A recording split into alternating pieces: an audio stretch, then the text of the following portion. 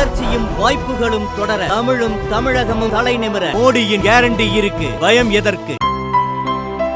இனிமே கண்ணை மூடிட்டு கடலை எண்ணெய் வாங்கலாம். ஏன்னா மந்த்ரா கடலை எண்ணெய் இதயத்தின் தயாரிப்பு.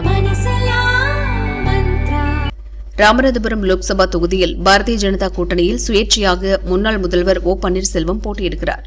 அவரை எதிர்த்து திமுக கூட்டணியில் இந்திய யூனியன் முஸ்லீம் லீக் கட்சி வேட்பாளரும் சிட்டிங் எம்பியுமான நவாஸ் கனி போட்டியிடுகிறார்.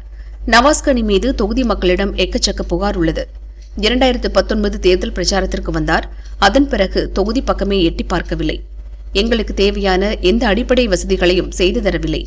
சம்பந்தப்பட்டவர்களிடம் பேசி எங்களுக்காக அவர் எதையும் கொண்டுவரவில்லை என பல தரப்பு மக்களும் நவாஸ் கனி மீது அதிருப்தி தெரிவிக்கின்றனர். ராமநாதபுரம் பகுதி மக்கள் பல இடங்களில் ரோடு, குடிநீர் வசதியின்றி சிரமப்படுகின்றனர். இதையெல்லாம் நோட் செய்த பன்னீர்செல்வம் எல்லாவற்றையும் தனக்கு சாதகமாக துவக்கியுள்ளார். பிரச்சாரத்திற்கு செல்லும் போது கிராம மக்கள் முன்னாள் முதல்வர் என்ற முறையில் பன்னீர்செல்வத்திடம் தங்கள் பகுதி குறைகளை கூறுகின்றனர். அவற்றை எவ்வித சலனமும் இன்றி பொறுமையாக கேட்கும் பன்னீர், எல்லாவற்றையும் நிச்சயம் செய்து தருவேன், மாநில அரசு செய்ய வேண்டிய வேலைகளை அவர்களிடம் வலியுறுத்துவேன், செய்யவில்லை என்றால் நானே உங்களுக்காக களமிறங்கி போராடுவேன் என்ற வாக்குறுதி தருகிறார். திமுக மீது அதிருப்தியில் இருப்பவர்கள், நவாஸ் கனி செயல்பாடு பிடிக்காதவர்களுக்கு ஓபிஎஸ் அணுகுமுறை மிகவும் பிடித்துவிட்டதாம்.